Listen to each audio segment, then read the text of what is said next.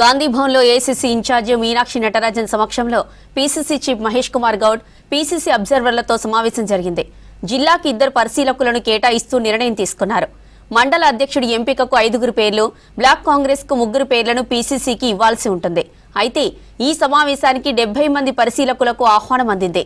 కానీ సమావేశానికి ఆలస్యంగా వచ్చిన వాళ్లను పరిశీలకులుగా తొలగించింది పీసీసీ.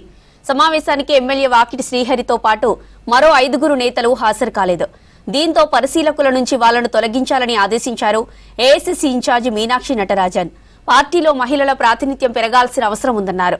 2017 నుంచి పార్టీలో ఉన్న వాళ్లనే కమిటీలో ఉండాలని పరిశీలకులకు ఇన్ఛార్జి మీనాక్షి నటరాజన్ ఆదేశించారు.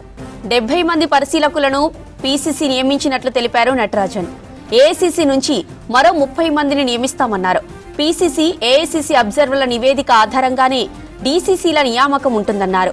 దేశంలోనే మొదటిసారి తెలంగాణలో కులగణన, 42% రిజర్వేషన్లు, ఎస్సీ వర్గీకరణ చేపట్టడం జరిగిందన్నారు. రాష్ట్ర ప్రభుత్వం విప్లవాత్మకంగా చేపట్టిన కార్యక్రమాలను ప్రజల్లోకి విస్తృతంగా తీసుకెళ్లాలన్నారు. పార్టీ ప్రక్షాళనకు దిశానిర్దేశం చేశారు పీసీసీ చీఫ్ మహేష్ కుమార్ గౌడ్. గ్రామ స్థాయి నుంచి జిల్లా స్థాయి వరకు అన్ని కార్యవర్గాల కూర్పు ఉంటుందన్నారు. పరిశీలకులకు 3 దశలలో టాస్క్ నిర్దేశించారు మహేష్ కుమార్. ఏప్రిల్ 25 నుంచి 30వ తేదీ వరకు జిల్లా స్థాయి సమావేశాలు నిర్వహించాలని ఆదేశించారు. జిల్లా సమావేశాలకు బ్లాక్ కాంగ్రెస్, మండల అధ్యక్షులను ఆహ్వానించాలని సూచించారు. ఎంపీ, ఎమ్మెల్యేలు, ఎమ్మెల్సీలు, పోటీ చేసిన అభ్యర్థులు, ఏఐసీసీ, పీసీసీ ఆఫీస్ బేరర్లు, జిల్లా స్థాయి సీనియర్ నాయకులను ఆహ్వానించాలని నిర్ణయించారు. టాస్క్ 2లో assembly, block level meetings, task 3లో మండల మీటింగ్స్ ఏర్పాటు చేయాలన్నారు. ఇప్పుడు పరిశీలకులుగా ఇచ్చిన బాధ్యత అత్యంత కీలకమైందన్నారు.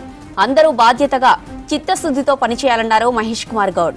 గుజరాత్లో ఏఐసీసీ సమావేశంలో నిర్ణయించిన దాని ప్రకారము డీసీసీ అధ్యక్షుల వ్యవస్థని పటిష్టం చేయాలనే కార్యక్రమంలో భాగంగా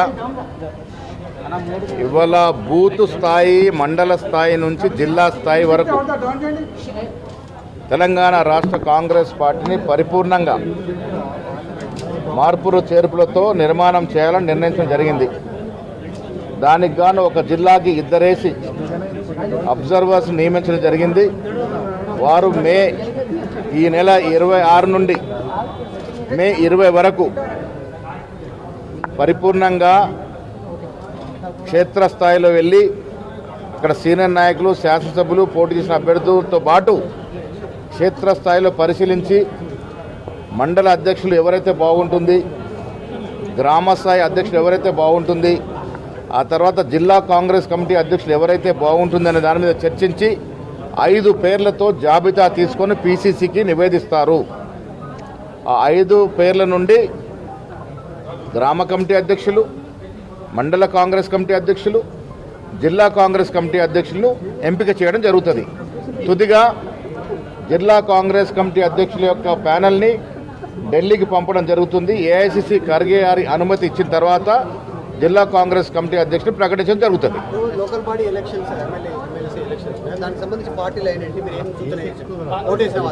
విడతల వారీగా ఎంఐఎం పార్టీ కాంగ్రెస్ ప్రభుత్వానికి మద్దతునిస్తూ ఉంది. అదే మాదిరిగా మేము కూడా మద్దతునిచ్చినాం.